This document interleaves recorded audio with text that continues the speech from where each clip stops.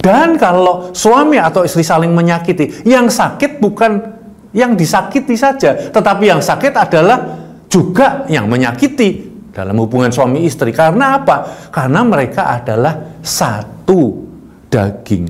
Menyakiti pasangan berarti menyakiti diri sendiri. Sebaliknya, kalau kasih atau mengasihi pasangan, maka kasih di antara suami istri akan semakin kuat, semakin teguh, semakin kokoh, dan itu akan mempengaruhi orang-orang yang ada di sekitar mereka. Shalom, saudara yang dikasihi Tuhan Yesus. Hari ini kita akan berbicara mengenai topik keluarga. Sebab saya yakin bahwa segala sesuatu itu dimulai dari keluarga.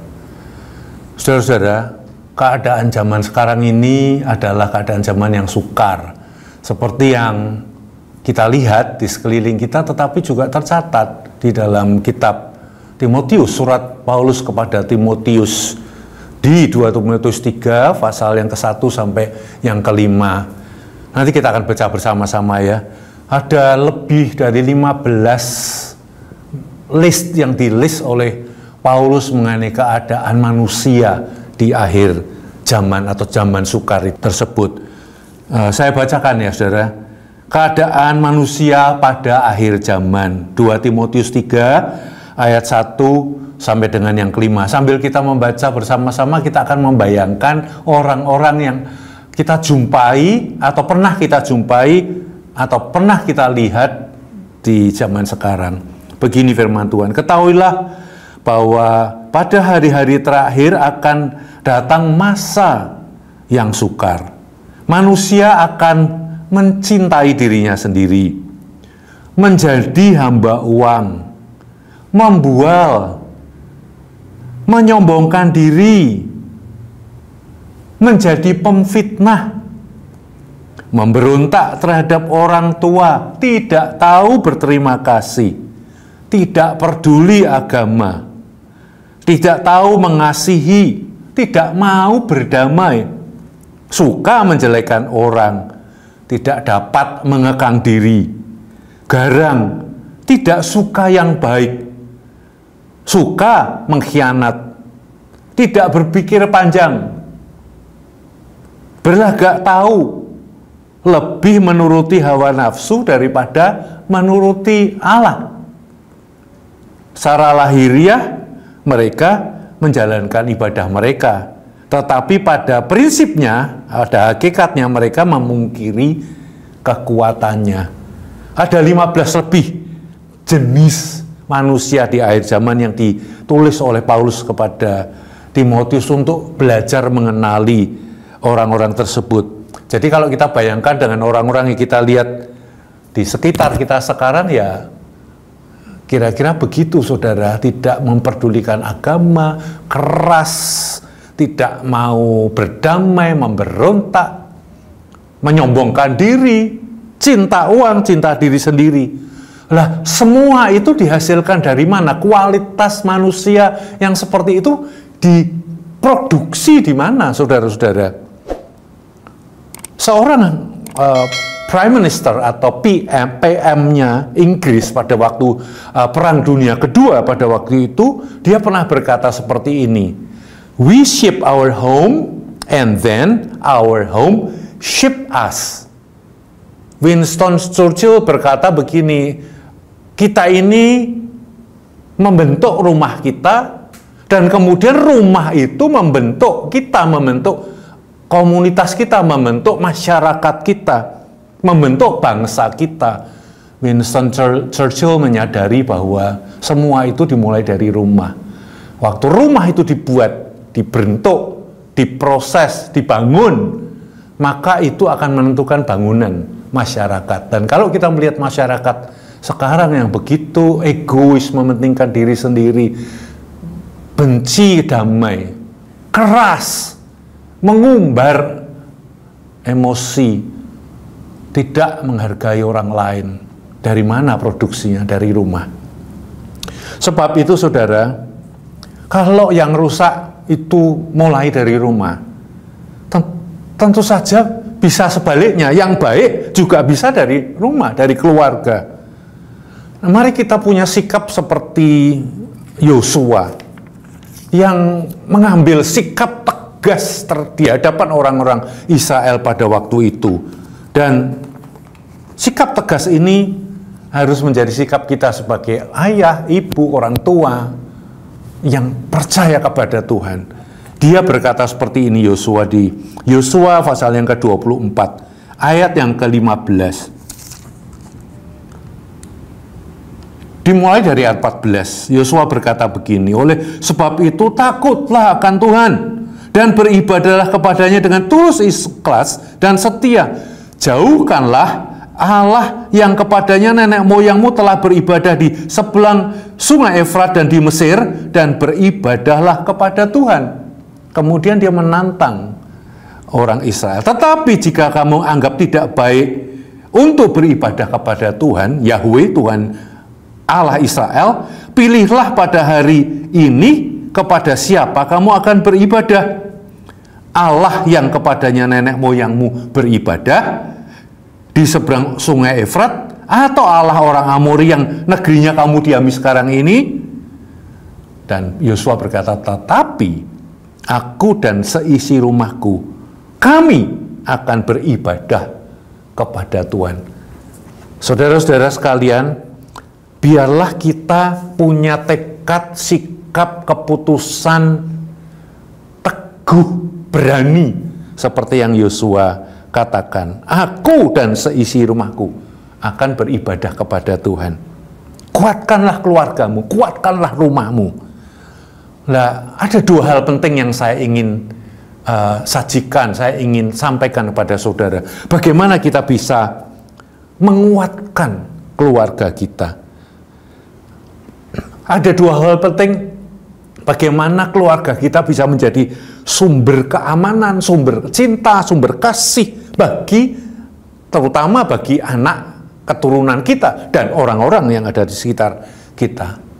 Yang pertama, saudara, rumah orang Kristen harus memiliki warna atau atmosfer. Yang pertama, hubungan suami istri adalah hubungan yang prioritas, tentu saja setelah Tuhan, tetapi diprioritaskan melebihi semua hal yang lain. Pekerjaan, keluarga besar, masyarakat, teman, pelayanan, bahkan lebih dari semua itu.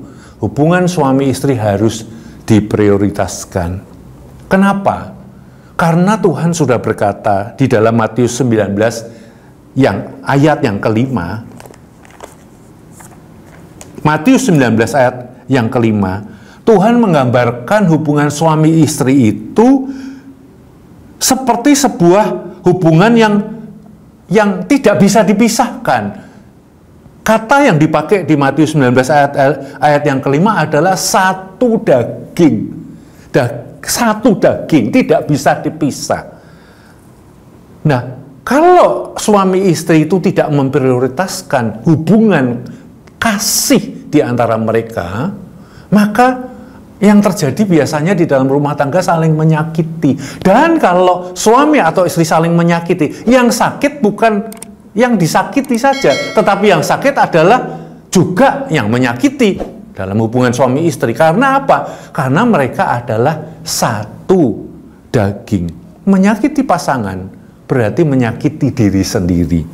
Sebaliknya, kalau kasih atau mengasihi pasangan, maka kasih di antara suami istri akan semakin kuat, semakin teguh, semakin kokoh, dan itu akan mempengaruhi orang-orang yang ada di sekitar mereka, terutama anak-anak kita dan keturunan kita. Kenapa? Karena kasih di antara suami istri yang saling memprioritaskan, yang saling mengasihi, yang hubungannya mereka diprioritaskan lebih dari hubungan yang lain, akan membuat anak-anak merasa aman, tenang, teduh, dan diberkati. Anak-anak itu akan kuat, anak-anak itu akan saling mengasihi, anak-anak itu akan berkualitas seperti Tuhan. Yang kedua, atmosfer keluarga haruslah penuh dengan kasih dan anugerah, penuh dengan anugerah dan kebenaran. Kenapa demikian? Karena orang yang percaya itu memiliki Yesus, dan kalau Yesus itu hadir dalam rumah tangga tersebut, maka rumah tangga tersebut isinya itu, atmosfernya itu adalah anugerah dan kebenaran, seperti yang tercatat di Yohanes pasal yang pertama ayat yang ke-14. Begini firman Tuhan, firman itu telah menjadi manusia, diam di antara kita, dan kita semua telah melihat kemuliaannya, yaitu kemuliaan yang diberikannya sebagai anak tunggal Allah, penuh kasih karunia dan anugerah. Kalau Yesus hadir dalam sebuah keluarga, maka atmosfer keluarga itu adalah anugerah dan kebenaran. Anugerah itu artinya rumah itu penuh dengan pengampunan. Anugerah itu berarti rumah itu penuh dengan pengertian, penuh dengan peneguhan, penuh dengan pujian, penuh dengan penghargaan, bukan tuntutan. Kamu harus begini, kamu harus begitu, bukan tuntutan, tetapi pengampunan, mengangkat satu sama yang lain, memberkati satu sama yang lain. Atmosfernya kalau rumah orang percaya itu ada orang lain masuk, maka mereka akan melihat bahwa di rumah itu ada sukacita, ada damai sejahtera, ada saling memberkati satu sama yang lain. Yang kedua, penuh dengan firman, bukan penuh dengan emosi dan penuh dengan kebenaran diri yang dipaksakan di tengah-tengah keluarga, tetapi penuh dengan firman. Artinya apa? Artinya semua tindakan yang dilakukan oleh ayah, ibu, anak-anak itu selalu bercermin kepada firman Tuhan. Firman Tuhan itu menjadi hal yang dibicarakan setiap hari di rumah tangga. Apa yang Tuhan inginkan itu akan menjadi banyak komunikasi, terjadi banyak sekali dengan cara ngomong seperti itu. Tuhan bicara apa? Apa yang Tuhan mau? Sudahkah kamu berdoa? Apakah itu sama dengan firman Tuhan? Kalau tidak sama dengan firman Tuhan, ayo kita bertobat. Kalau rumah itu atmosfernya adalah firman kebenaran, maka di situ warnanya adalah pertobatan. Orang-orang yang bukan mengeraskan hati, orang-orang yang bukan mengumbar emosi, tetapi keluarga atau orang-orang yang penuh dengan pertobatan. Kalau tidak sama dengan firman, aku bertobat. Kalau tidak sama dengan apa yang dicatat apa yang dikatakan firman Tuhan, saya bertobat. Dua ini yang penting terjadi, menjadi warna atmosfer dari keluarga yang pertama, saudara. Hidupnya itu memprioritaskan hubungan suami istri, itu prioritas. Yang kedua, hidupnya penuh dengan anugerah dan firman kebenaran. Saya berdoa supaya rumah tangga saudara kuat teguh, karena penuh dengan berkat Tuhan, karena hubungan suami istri diprioritaskan, karena penuh dengan anugerah dan kebenaran firman Tuhan. Mari kita berdoa. Tuhan, hamba-Mu berdoa supaya rumah tangga jemaat-Mu GKP Kahal dipenuhi dengan satu kesadaran bahwa hubungan suami istri adalah hubungan prioritas, mengatasi semua hubungan lain setelah Tuhan. Kami berdoa itu boleh terjadi dalam hidup rumah tangga. Tuhan, sadarkan suami, sadarkan istri, supaya kami boleh memprioritaskan, tidak menyakiti satu sama yang lain. Karena menyakiti pasangan berarti menyakiti diri sendiri. Kami juga berdoa biar rumah tangga jemaat-Mu Kahal penuh dengan anugerah, bukan tuntutan, tetapi encouragement, peneguhan, berkat, kata-kata, ucapan yang memberkati, yang meneguhkan satu sama yang lain, dan juga penuh dengan kebenaran, karena firman Tuhan berada di tempat yang paling tinggi dan ada pertobatan di sana. Dalam nama Yesus kami berdoa. Amin. Jangan lupa like, comment, share, dan subscribe channel GKB Kahal Semarang.